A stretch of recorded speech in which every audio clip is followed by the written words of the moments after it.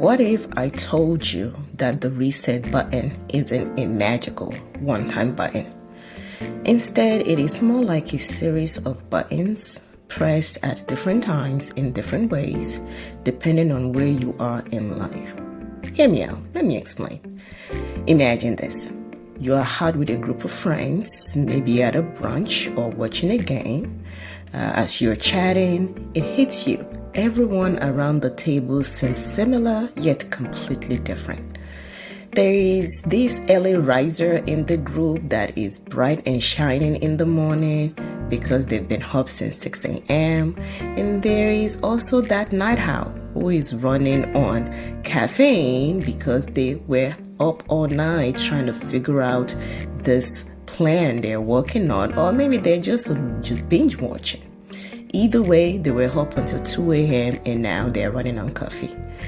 Some friends eat anything and everything, and we have other friends here that are allergic to life itself. Some people thrive at the beach, soaking in the sun, while others feel most alive in the mountains and even in quiet valleys.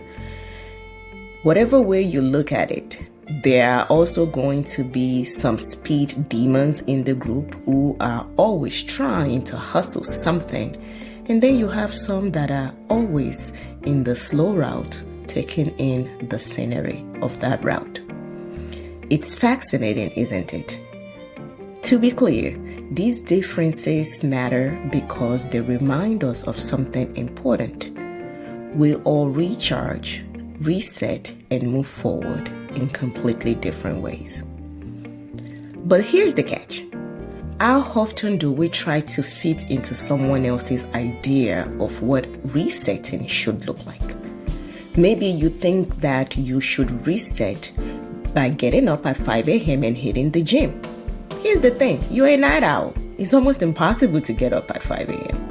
Or maybe you feel the pressure of starting a trendy gratitude journal just because everyone else is doing it. Let me tell you something. Your reset does not have to look like anyone else's.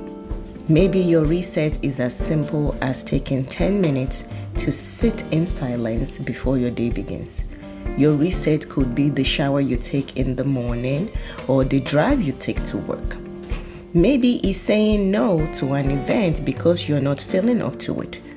It could even be something as unconventional as cleaning your house, baking some cookies, and, reorganizing your bookshelves.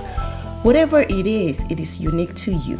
So to be clear, the reset button isn't about perfection. It's not about doing what's trending or what looks good to other people.